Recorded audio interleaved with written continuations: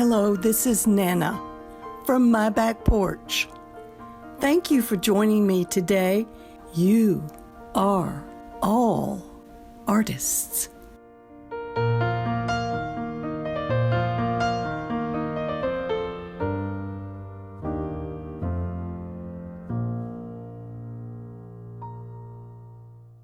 Hello and welcome.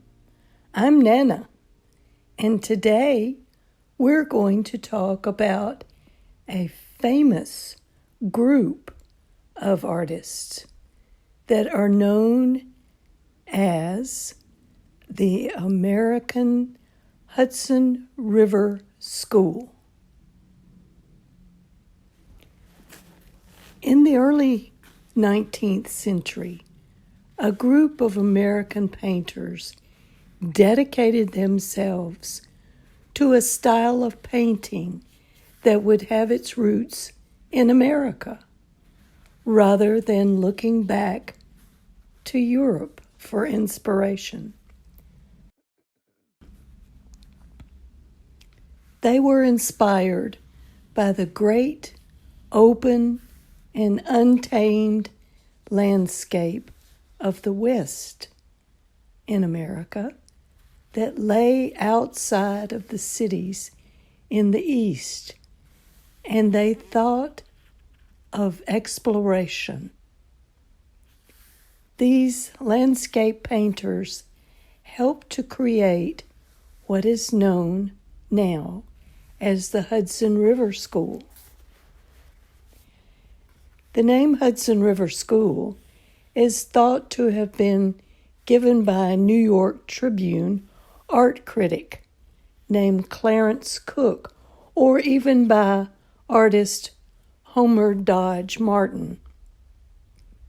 It was not a name that was given as a compliment, but used as a way to criticize the plein air, or the way that they painted outside. That's what plein air means.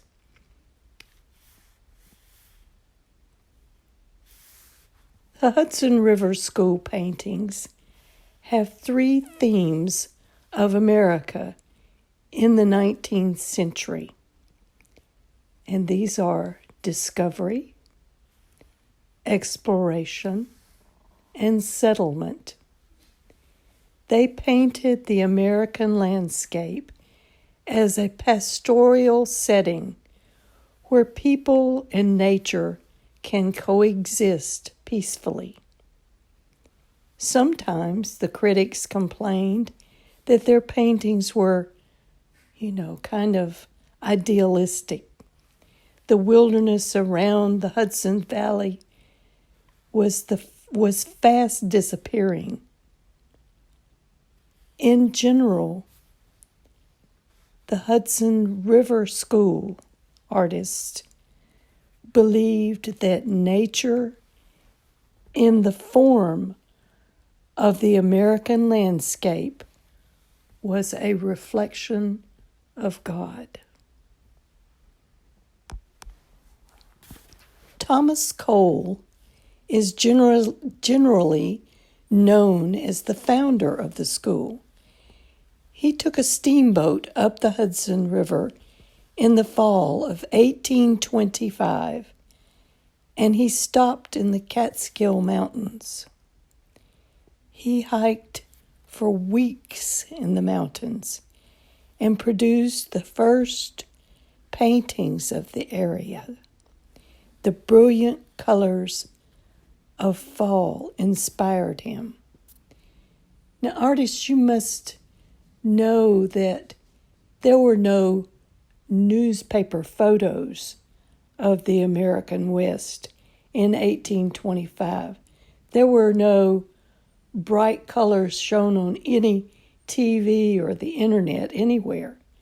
If you wanted to see an area, a landscape, or something that happened, you had to have an artist go to the scene and paint it or draw it, and then take it back to the newspaper where they would reproduce the painting in black and white on an edition of the newspaper.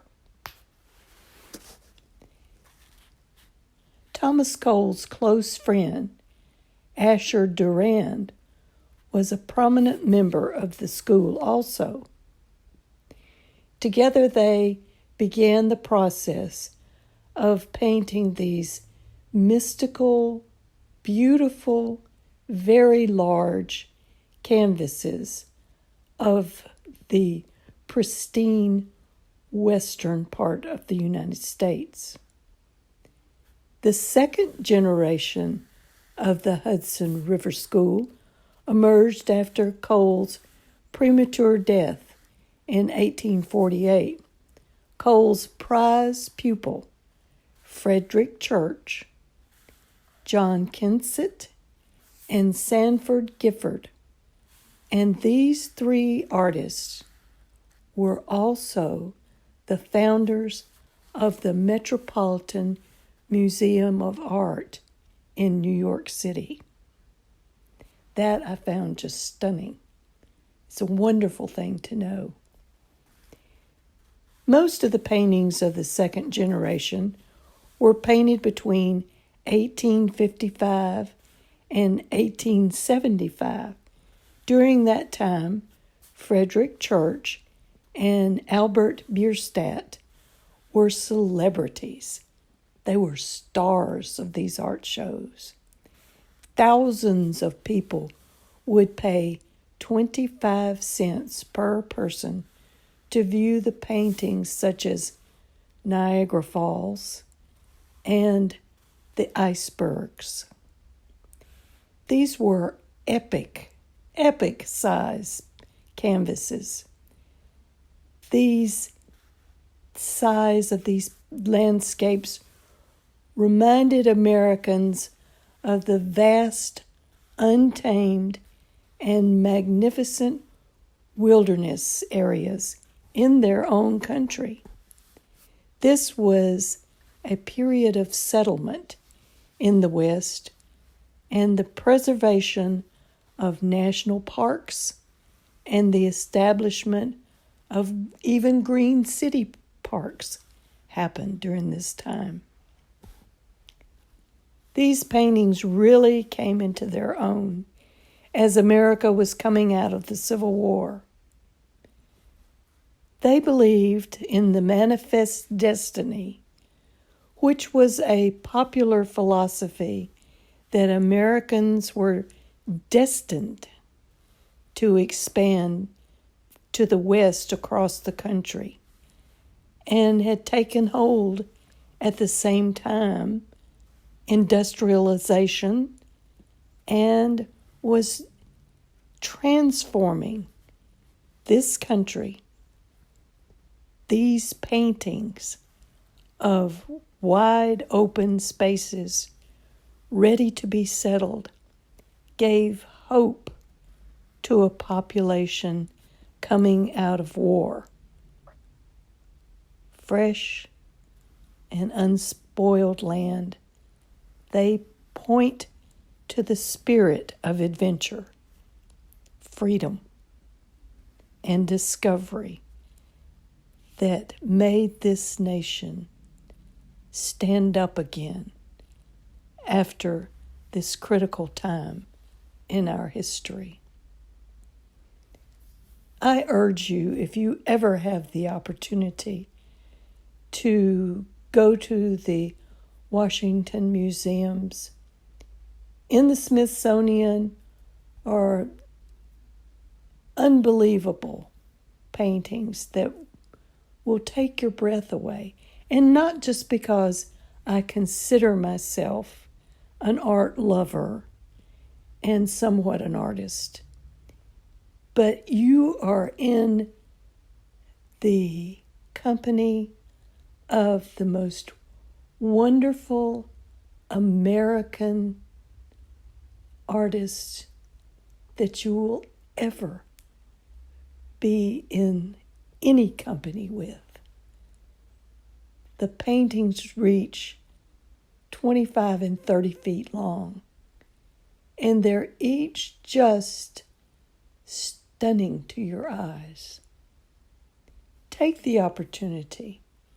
If you don't get the chance to go to Washington to see these paintings, or there are some that are scattered out across the country, make an effort to go.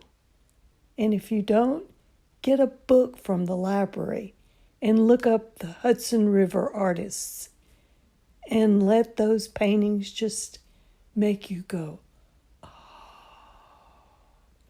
look at this.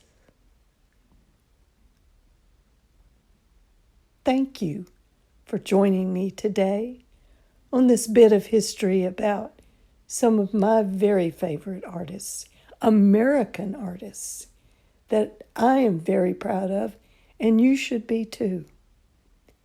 And I'm proud of each and every one of you, because you are artists. Love, Nana. Thank you for listening, artist friends. Please leave a review and share this with a friend. We invite you to join us in the You Are an Artist Clubhouse at chalkpastel.com, where we have over 500, yes, 500 video art lessons. We would also love for you to join us on Instagram, Facebook, and more. And be sure to tag us when you share photos of your artwork. We cannot wait to see. I'll be talking to you again soon.